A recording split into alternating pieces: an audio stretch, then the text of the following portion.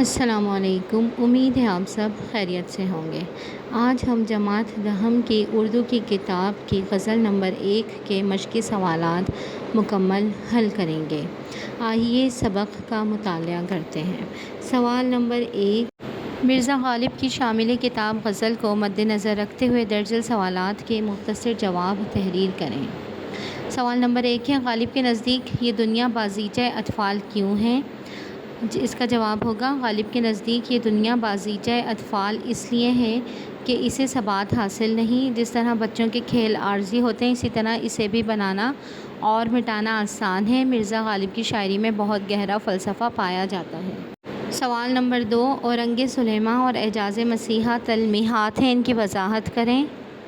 اس کا جواب ہے، اورنگ سلیماں سے مراد حضرت سلیمان علیہ السلام کا تخت ہے جو ہوا پر اڑتا تھا۔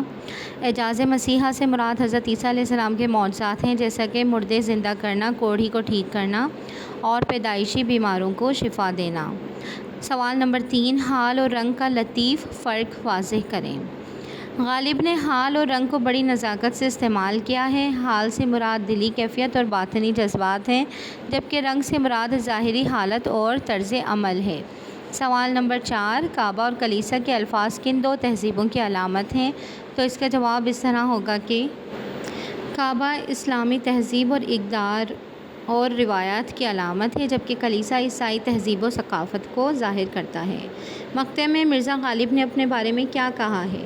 مقطع میں مرزا غالب نے بہت لطیف انداز اپنایا ہے۔ انہوں نے اپنے بارے میں کہا ہے کہ اسے برا نہ کہا جائے۔ اب سوال نمبر 2 ہے، درست جوابات کی نشاندہی کریں۔ آپ کو ممکنہ درست جواب میں سے کسی ایک جواب کا انتخاب کرنا ہے۔ غالب کے نزدیک یہ دنیا ہے، تو اس کا درست آپشن ہے الف، بچوں کا کھیل۔ اسی طرح دوسرے کا درست آپشن ہے صنعت تلمیح، تیسرے کا ہے ردیف، چوتھے کا حقیقت اور پانچویں کا حسن تعلیل۔ سوال نمبر 3، درج میں شعر کی تشریح کرنی ہے، تو تشریحات میں آپ کو پچھلے لیکچرز میں کروا چکی ہوں، تو آپ نے وہاں سے یاد کرنی ہے۔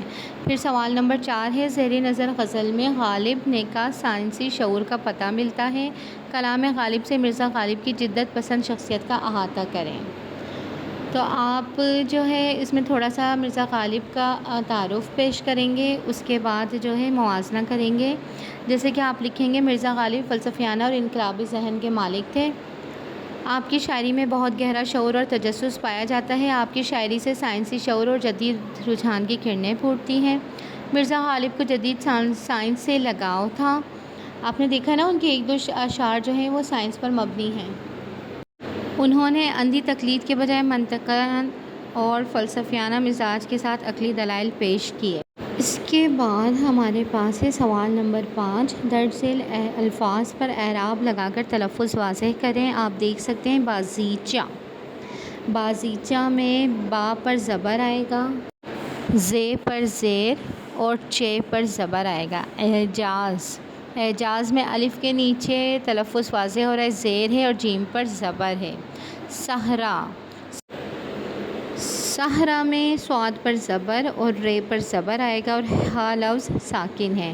عالم، عالم میں عین پر زبر اور لام پر بھی زبر ہے، جبکہ میم ساکن ہے۔ وہم، وہم میں صرف واو پر زبر آئے گا اور ہے اور میم لفظ ساکن ہے۔ مشرب، میم زبر اور را زبر، شین لفظ ساکن ہے۔ اب سوال نمبر 6 ہے، یہ ایک تخلیقی سوال ہے۔ ڈاکٹر علامہ محمد اقبال نے جدیدی سائنسی ترقی دیکھ کر حیرت کا اظہار اس شعر میں کیا تھا کہ آنکھ جو کچھ دیکھتی ہے لب پہ آ سکتا نہیں، محو حیرت ہوں کہ دنیا کیا سے کیا ہو جائے گی۔ اس شعر کا موازنہ غالب کی زیر نظر غزل میں شامل دوسرے شعر سے کریں۔ تو اس کا جواب ہوگا، علامہ اقبال اور مرزا غالب دونوں جدید طرز فکر کے شاعر ہیں۔ دونوں کے ہاں گہرا سائنسی اور نفسیاتی شعور موجود ہے۔ دیا گیا علامہ اقبال کا شعر اور غالب کی غزل کا دوسرا شعر دونوں ہی سائنسی ترقی اور انسانی ذہن کے ارتقاء کی عکاسی کرتے ہیں۔ مرزا غالب کے شعر میں بھی اسی طرح کا موضوع ہے۔ وہ پرانی روایات کا موازنہ جدید سائنس سے کر رہے ہیں۔ روایت میں حضرت سلیمان علیہ السلام کے تخت اڑانے کا ذکر ملتا ہے اور جدید دور میں جہاز اڑ رہا ہے۔ روایت میں حضرت عیسیٰ کی مسیحائی کا ذکر ملتا ہے، جس سے بیمار پلک جھپکنے میں ٹھیک ہو جاتے تھے۔ جدید طریقہ علاج سے بھی خطرناک سے خطرناک بیماری دور کی جا سکتی ہے۔ اس لیے غالب نے کہا ہے کہ اب وہ روایتی واقعات انسانی ذہن کو حیرت میں نہیں ڈالتے بلکہ عام بات معلوم ہوتے ہیں۔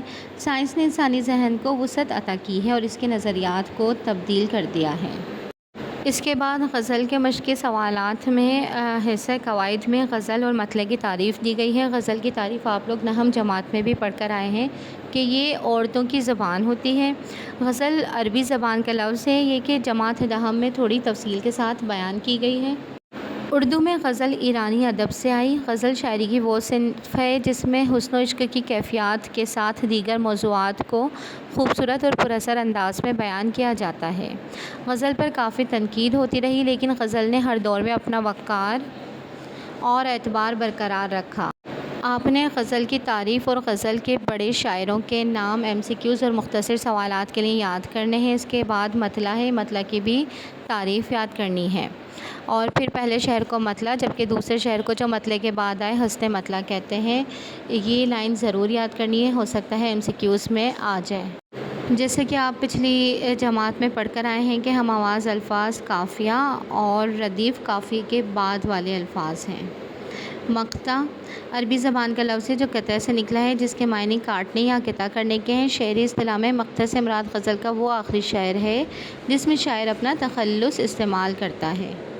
یہ تمام ہیڈنگز مختصر سوالات کی صورت میں یا MCQs کی صورت میں آ سکتی ہیں، اس لیے آپ نے حصہ قواعد کو بھی اچھی طرح سے یاد کرنا ہے۔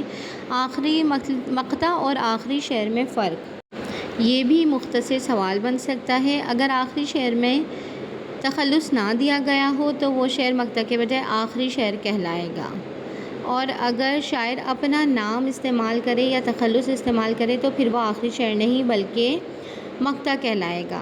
مرزا غالب کی اس غزل کے مطلع اور مقطع کی نشاندہی کریں تو جو مطلع ہے وہ ہے بازیچہ اطفال ہے دنیا میرے آگے، اور مقطع ہے غالب کو برا کیوں کہو اچھا میرے آگے۔